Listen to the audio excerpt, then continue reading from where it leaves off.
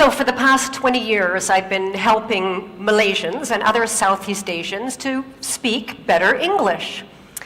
And through training thousands of Southeast Asians, I've discovered a very surprising truth.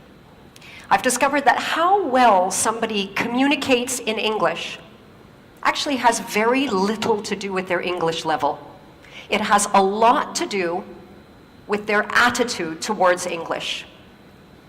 There are people out there who have a very, very low level of English and they can communicate very, very well. One of them that I remember was a student, a participant of mine named Faisal. He was a factory supervisor. English level very, very low. But this guy could just sit and listen to anybody very calmly, clearly, and then he could respond, absolutely express his thoughts beautifully at a very low level of English. So today I want to share with you what is so different about people like Faisal. How do they do it? And second of all, why is this so important, not only to you, but to your children, to your community, and to the future of Malaysia? And third of all, what's one thing you can do, starting today, if you want to speak with that calm, clear confidence that people like Faisal has? So first of all, what is so different? How do people like Faisal do it? So to answer that question, I'm going to take you back about 10 years, okay? So I was training staff at that time, and my daughter at that time was taking piano lessons. And I started to notice two really strong similarities between my daughter's attitude or thinking towards playing the piano and a lot of Malaysians' thinking or attitude towards English. Now, first of all, I should tell you, my daughter absolutely hated piano, hated the lessons, hated practicing. This is my daughter practicing piano, okay? This is as good as it got. This is the real thing. And she dreaded going to piano lessons because to my daughter, going to piano lessons, she was filled with this sort of dread because it was all about not screwing up, right? Because like for a lot of piano students, to both my daughter and her teacher, her success in piano was measured by how few mistakes she made. Now, at the same time, I noticed that a lot of Malaysians went into English conversations with the same sort of feeling of dread, this sort of feeling that they were going to be judged by how many mistakes they were going to make and whether or not they were going to screw up. Now, the second similarity that I noticed was to do with self-image. You see, my daughter, she knew what good piano sounded like, right? Because we've all heard good piano. And she knew what her level was, and she knew how long she'd have to play for to play like that. And a lot of Malaysians, I noticed, had this idea of what good, proper English is supposed to sound like, and I see a lot of you nodding, and what their English sounded like, and how far they'd have to go to get there. And they also felt like they were, like my daughter, just bad piano player, bad English speaker, right? My English not so good lah, cannot, sorry shaya, cannot. So I could see these similarities, but I still couldn't figure out, okay, what is it about these people like Faisal that are so different that can just do it smoothly, calmly, with confidence? And one day I discovered that answer, and I discovered it quite by chance. It was a day when my computer broke down and I had to go to a cyber cafe. Now, okay, it was my first time and I discovered cyber cafes are disgusting places, okay? They're really gross. They're smelly and they're filled with boys and they're all playing noisy, violent games. They're just disgusting places. But I had to go there. So I sit down and I start noticing this guy beside me and I become very, very interested in this guy next to me. Now, this guy is playing this game that is basically, it's like shooting people until they die, and that's it, right? That's the game, right? And I'm noticing that this guy is not very good. He's like, in fact, terrible, right? Because I'm looking and I'm seeing like a lot of shooting and not much dying, right? But what really interested me was behind this lousy player were 3 of his friends sort of standing there watching him play. And what I really noticed was, even though this guy was terrible, even though his friends were watching him, there was no embarrassment. There was no feeling of being judged. There was no shyness. In fact, quite the opposite. This guy's like totally focused on the bad guy, smile on his face. All he can think about is killing these guys, right? And I'm watching him and I suddenly realized, this is it.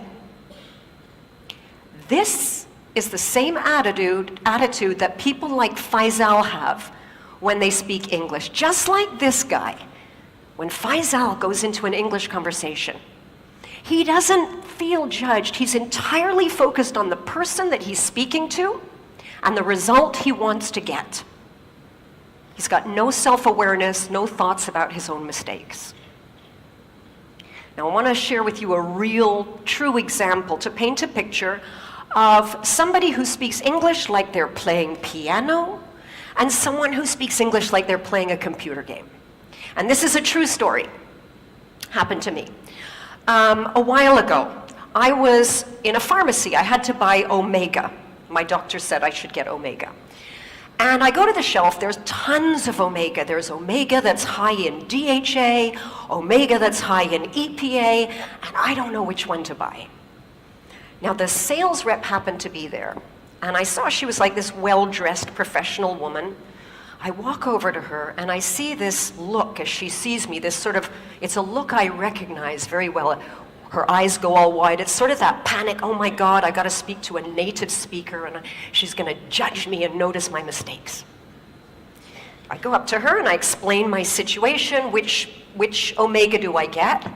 And she starts explaining to me everything about DHA and EPA you could possibly imagine. She speaks very quickly, goes all around in circles, and when she finishes, no idea what to buy. Right? So I turn to the girl behind the counter. Now, the girl behind the counter, I heard her before, her English level is very low. But when I walk over to her, this girl, there's no fear. In fact, she's just looking at me. You know that look? Like, yeah, okay, so how? Right. Yeah, I've been in Malaysia a long time. So I go up to her and I explain the problem, EPA, DHA. She looks at me, she says, okay, EPA for heart, DHA for brain. Your heart okay or not? So I said, I said my heart is really, I think it's pretty good. She says, your brain okay or not? I said, yeah, no. No, my brain is not as good as it used to be. She looked, she said, okay la, you take Omega DHA, can? Problem solved, right? So we've got 2 different kinds of communicators. We've got the one who's got a high level, but totally focused on herself and getting it right, and therefore very ineffective. We've got another one, low level, totally focused on the person she's talking to and getting a result. Effective. And therein lies the difference. Now, why is this distinction so important, not just to you, to your children, but to the future of Malaysia and countries like Malaysia? And to answer that, let's take a look at who actually is speaking English in the world today, okay? So if we looked at all of the English conversations in the whole world taking place right now on planet Earth, we would see that for every native speaker, like me, there are 5 non-native speakers. And if we listen to every conversation in English on planet Earth right now, we would notice that 96% of those conversations involved non-native English speakers. Only 4% of those conversations are native speaker to native speaker. This is not my language anymore. This language belongs to you. It's not an art to be mastered.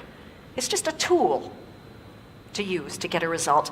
And I want to give you a real life example of what English is today in the world, real English today. This is another true story.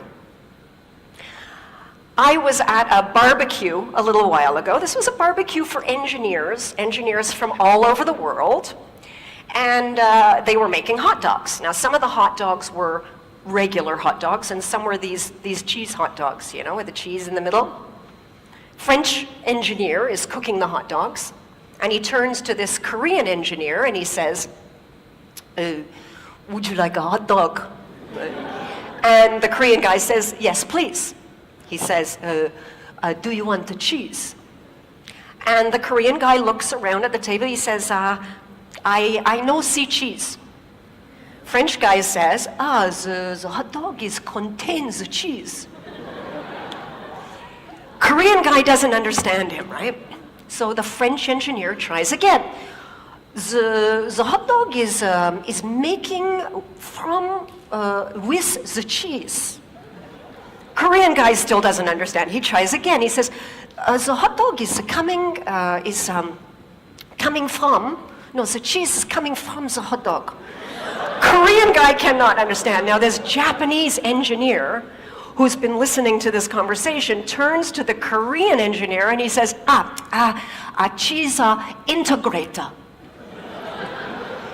He understands, okay? Everybody understands.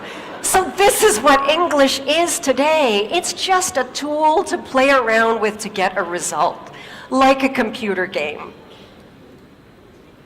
Now the challenge is that we know in schools all around the world, right? English is not really being taught like it's a tool to play with. It's still being taught like it's an art to master. And students are judged more on correctness than on clarity. Some of you might remember the old comprehension exam in school. Does anybody remember in school when you would get a question about a text that you read? You'd have to read through some text, right? And then answer a question to show that you understood the text. And this may have happened to you, that you showed that you understood the text, but you got a big X because you made a little grammar mistake. Like this student. Now this student clearly understood paragraph 4, but no, not correct, because he left the letter N off the word environment. But in the real world, what would matter? In the real world, what would matter is, did you understand the email or did you understand your customer so that you can go ahead and take action? Now the problem that I see here over and over is that people take the attitude they developed about English in school and they bring it into their adult life and into their work. And if you're in a stressful situation and you're having a conversation and you're trying to give a result to someone and say it correctly, your brain multitasks. It cannot do two things at once. And what I see is the brain just shutting down. And you may recognize these 3 symptoms of the brain shutting down. The first one is that your listening goes. Someone's talking to you and you're so busy thinking about how you're going to respond and express yourself correctly, you don't actually hear what the other person said. And I can see a lot of nodding in the audience. The second thing to go is your speaking.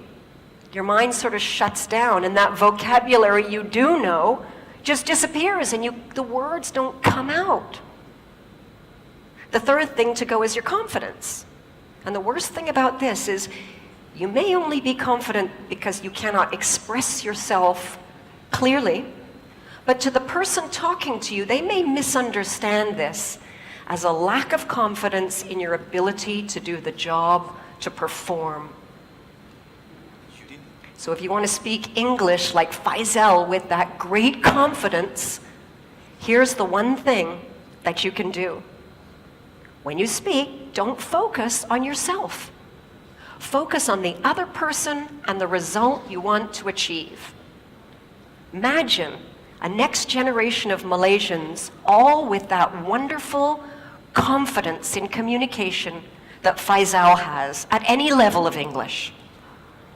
Because let's remember that English today, it's not an art to be mastered. It's just a tool to use to get a result.